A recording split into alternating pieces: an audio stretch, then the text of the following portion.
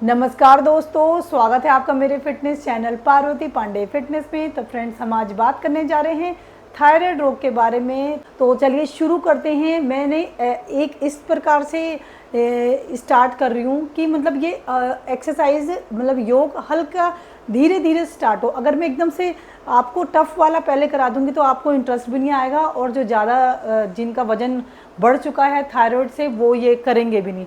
तो इसलिए मैं सोच रही हूँ कि हल्का हल्का धीरे धीरे आपको बताऊँ।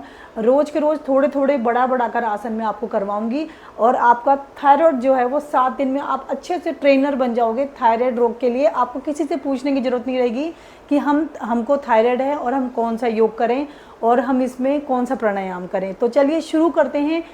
बहुत ही आसान योग सबसे पहले मैं स्टार्ट करूँगी। तो आपको पता ही है कि थायराइड होता है हमारे गले में, यहाँ पर हमारे जहाँ पर ये बो पहनते हैं वहाँ पर होती है हमारी थायराइड ग्रंथि।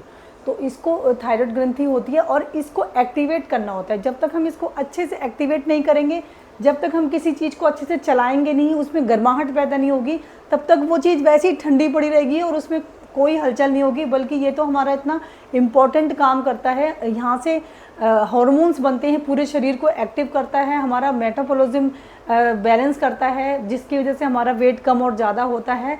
तो ये तो बहुत ही ज़्यादा ज़रूरी है एक्टिवेट करना। प्राणायाम से भी और एक्सरसाइज से भी हम इसको अच्छे से एक्टिवेट कर सकते हैं। तो चलिए करते हैं बहुत ही सिंपल एक्सरसाइज थायराइड की। तो क्या करना है, आपने सांस लेते हुए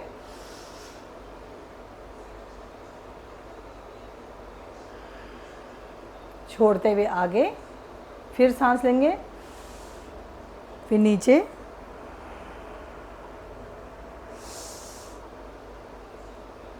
छोड़ते हुए सामने। ऐसे करते आपने 10 और 15 बार करने हैं। अब मैं कंटिन्यूशन में बताती हूँ आपको किस तरह करना है।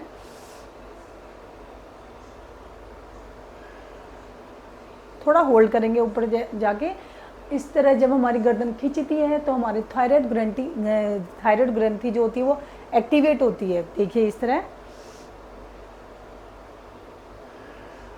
थोड़ा होल्ड करना है ऊपर देखने के बाद, फिर सांस लेंगे और नीचे झुक के फिर होल्ड करेंगे।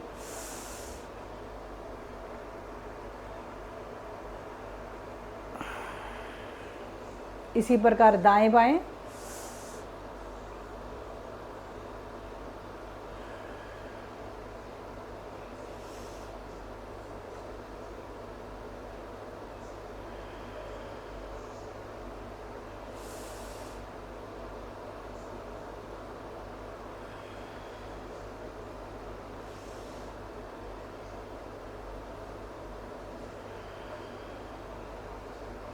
अब हम करेंगे फुल रोटेट।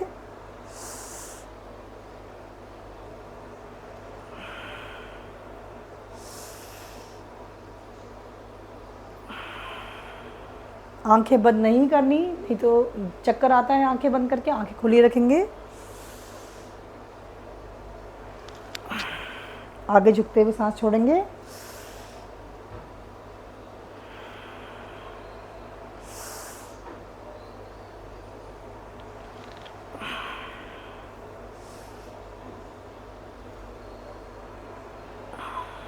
और अब मैं आपको दूसरी एक्सरसाइज बताती हूँ। देखिए ये हमारी जो नेक है, इसको इस प्रकार से नीचे चिपका देंगे बिल्कुल अपनी यहाँ पे, इस तरह नेक को, और फिर इसको इस तरह से रब करेंगे अपने गर्दन को इस तरह से।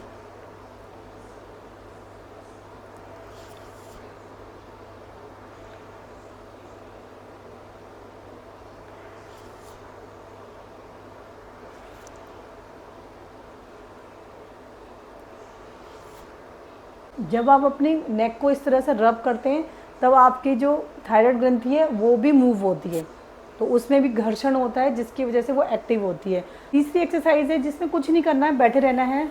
आपने इस तरह से अपने दांतों को आपस में मिलाना है, आगे के दांतों को, और इस तरह से जैसे हम खींचते हैं पूरा गला, और अपनी नेक को आगे पीछे करना है। देखिए कैसे।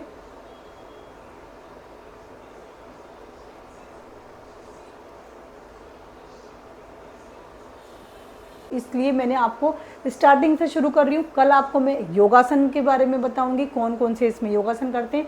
योगासन भी मैं आपको बहुत ईजी बताऊँगी।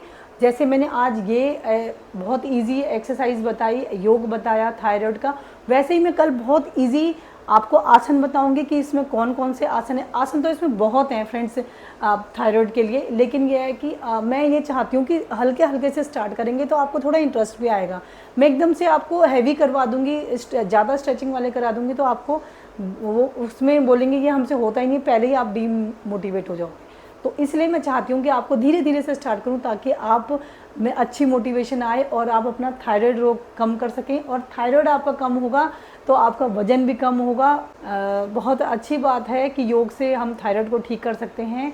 तो और पहले मेरा वज़न भी ज़्यादा था, मैंने थायराइड था, हाइपो वाला थायराइड था, वज़न मेरा ज़्यादा था। मैंने एक्सरसाइज करके, योग करके ही अपना वज़न और अपना थायराइड कम किया है। तो चलिए फिर मिलते हैं कल फिर से थायराइड के योग के साथ। तो तब तक के लिए आगे दीजिए। अच्छी लगी तो लाइक करें, शेयर करें, सब्सक्राइब करें। मैं पार्वती पांडे मिलती हूँ आपको अपनी अगली फिटनेस एक्सरसाइज में। तब तक के लिए बाय बाय एंड नमस्कार।